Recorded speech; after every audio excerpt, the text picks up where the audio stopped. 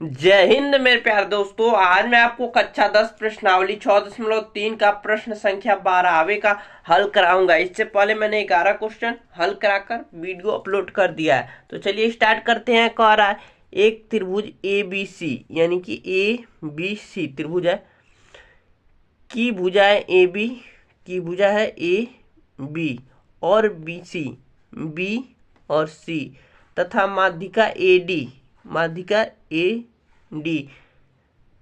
एक अन्य त्रिभुज यानी ए त्रिभुज पी क्यू आर की क्रमशः भुजाओं पी क्यू तथा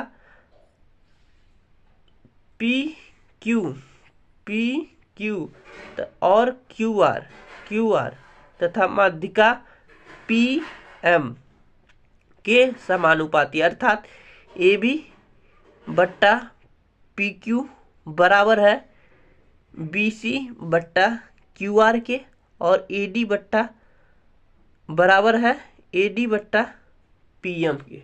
तो चलिए हमें और क्या कह रहा है, दर्शाइए कि त्रिभुज ए बी सी समरूप है त्रिभुज पी क्यू आर की। तो हमें तो दे दिया है ए बी बट्टा में पी क्यू दिया है, बराबर दे दिया है बी सी बट्टा में क्यू आर। अगर हम कैसे भी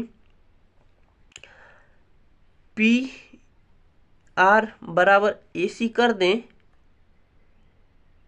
तो पी आर बराबर ए सी कर दे या एक कोण बराबर कर दें तो आसानी से हमारा सिद्ध हो जाएगा, क्योंकि दो भुजा मिल जाएगी ए बी बट्टा में पी आर और बी सी बट्टा में क्यू आर मिल जाएगी, दो भुजा हमें मिल जाएगी। और एक कोण बराबर कर दें, यही कोण बराबर करना पड़ेगा। क्यों? क्योंकि कोण से सटे दो भुजा और एक कोण जब होता है तो एस ए एस समरूपता कसौटी से आप कह सकते हैं त्रिभुज समरूप है A B C P Q R की। तो यह कोण हमें कैसे मिलेगा, तो हमें ए समरूप करना पड़ेगा, त्रिभुज ए बी डी समरूप करना पड़ेगा पी क्यू एम के। तो इसमें समरूप करने के लिए चलिए समरूप करते हैं। तो सबसे पहले लिखेंगे हल जो दिया है। मुझे आशा है कि आपको समझ में आ गया होगा प्रश्न। हल दिया है तो क्या दिया है भाई, दिया है ए बी बट्टा में पी क्यू बराबर है बी सी बट्टा में क्यू आर बराबर है ए डी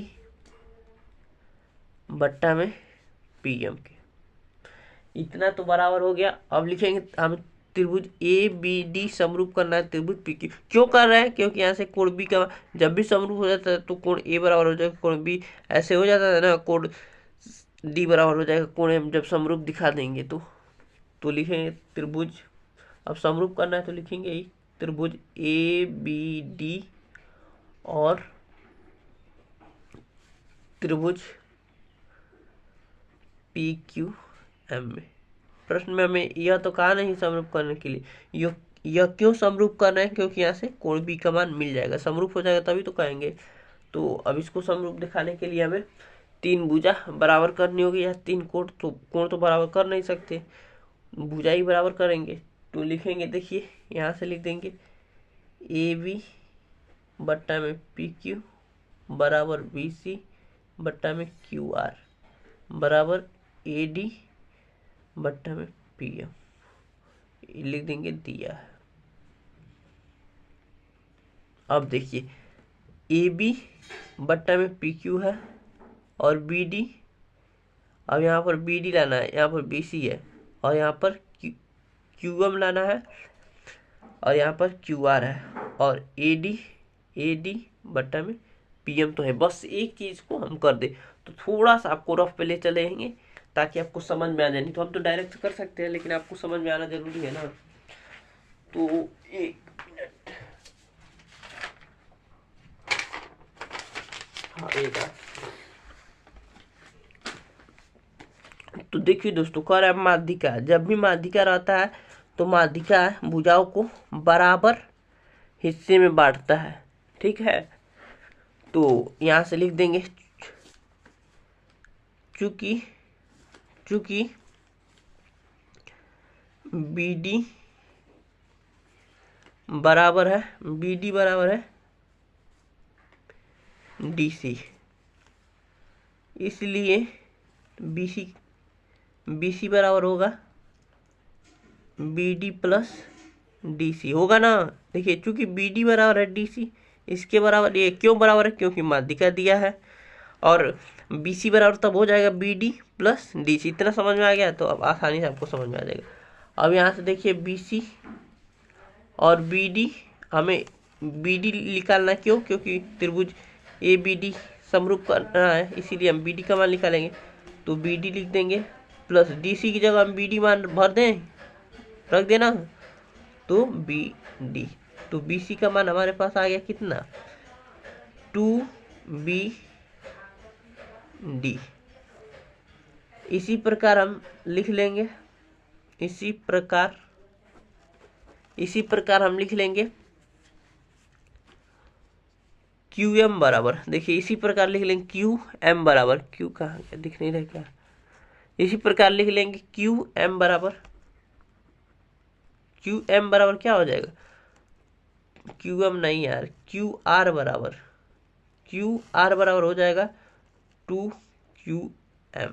जैसे यहाँ लिखे BC बराबर लिख दिया 2BD, कैसे आया, तो ऊपर मैंने सारा समझा दिया। चूंकि BD बराबर DC है, BD क्यों बराबर है, क्योंकि माध्यिका कहा है, और इसलिए जब बराबर है तो BC बराबर BD प्लस DC हो जाएगा, और BC यहाँ से BD का मान भर दे। क्यों BD का मान भर, क्योंकि त्रिभुज BD हमें समरूप करना है, ABD करना है, इसीलिए हमने BD रखा। अब BD रख दिया तो 2BD हो गया, तो BC का मान आ गया 2BD।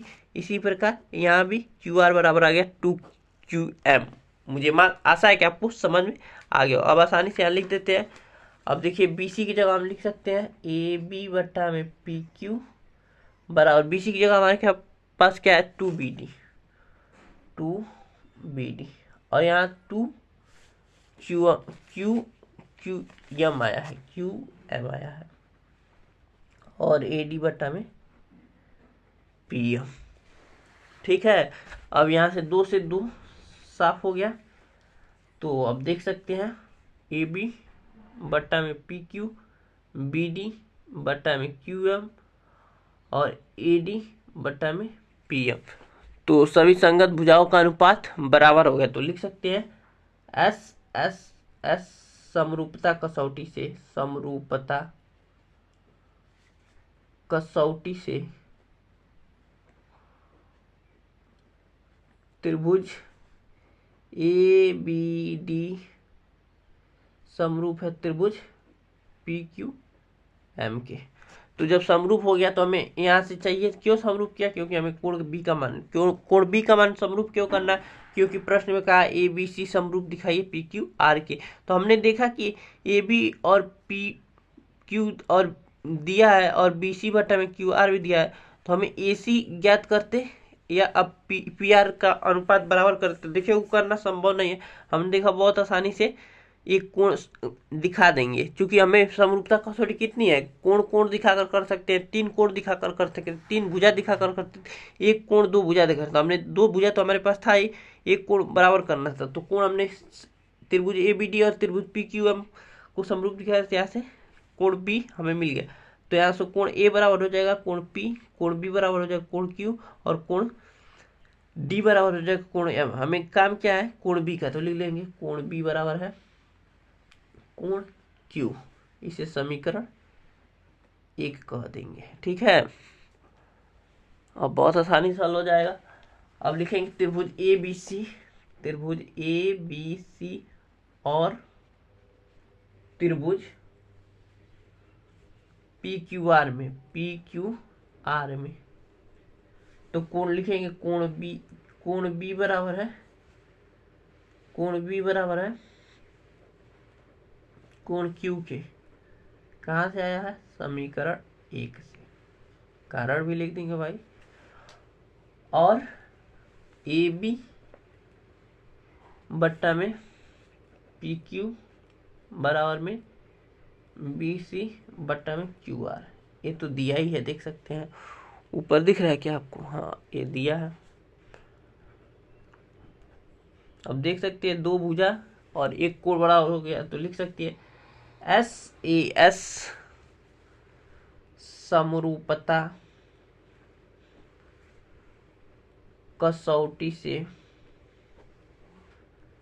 त्रिभुज ABC समरूप है त्रिभुज PQR की। यही कहा था सिद्ध करने के लिए, तो लिख देंगे इति सिद्धम। मुझे ऐसा है कि आपको समझ में आ गया होगा, बहुत मजे से मैंने बहुत आसानी से समझा दिया, आपको बहुत अच्छे से समझ में आ गया होगा। एक बार कहिए तो और समझा देते हैं। सबसे पहले कहा था एक त्रिभुज ABC हमने लिख लिया कि भुजाएं AB और BC तथा मध्यिका AD के एक अन्य त्रिभुज PQR की क्रमशः भुजाएं PQ और QR और AD के समानुपाती है। तो दिया है तो ऐसे हमने लिख दिया। अब देखा कि यहाँ पर दो भुजा तो बराबर हो गई। अब कहा है त्रिभुज ABC समरूप करने के लिए और PQR की, तो हमने देखा कि AC भुजा बराबर PR कर देंगे तब भी समरूप हो, लेकिन देखा वो करना संभव नहीं है।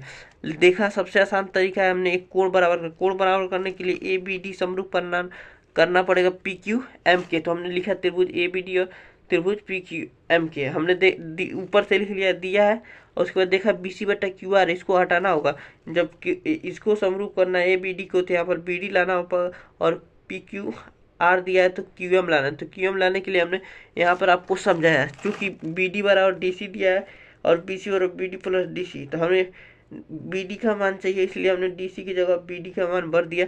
तो BC बराबर 2BD हो गया। तो BC का मान यहाँ से हमने भर दिया 2BD। इसी प्रकार हमने QR का मान 2QM भर दिया, तो 2 से 2 साफ हो गया और AD बटा PM लिख दिया। अब देखा कि AB बटा PQ, BD बटा QM और AD बटा PM हो गया। तो देखिए हमने सभी भुजाओं का अनुपात बराबर हुए, तो कह दिया S समरूपता कसौटी से त्रिभुज ABD समरूप है त्रिभुज PQM के। तो हमने देखा यहाँ पर कोण B का मान हमें ज्ञात करने के लिए त्रिभुज समरूप किया था, तो यहाँ से लिख दिया कोण B बराबर है कोण Q, लिखा समीकरण 1। और अब हम समरूप जो कहा है उसको करेंगे त्रिभुज ABC और त्रिभुज PQR में। तो देखा कोण B बराबर कोण Q है, क्योंकि समीकरण 1 से हमने लिख लिया, अभी ज्ञात किया। AB बटा PQ बराबर BC बटा QR, ये तो पहले से ही दिया था, तो लिख दिया। अब देखिए एक कोण दो भुजा बराबर हो, तो लिख दिया ऐसे S समरूपता कसौटी से त्रिभुज ABC समरूप है त्रिभुज PQR के। उसके बाद लिख दिया इति सिद्धम। मुझे आशा है कि 2 बार आपको समझा दिया। मुझे आशा है कि आपको समझ में नहीं, पूरा जहन में उतर गया होगा। आप एक बार प्रैक्टिस कर लीजिए ना, पर अंजा दे तो उसको गारंटी के साथ पेपर में आएगा तब कर देंगे। तो मिलते हैं अगले वीडियो में प्रश्न संख्या 13 के साथ।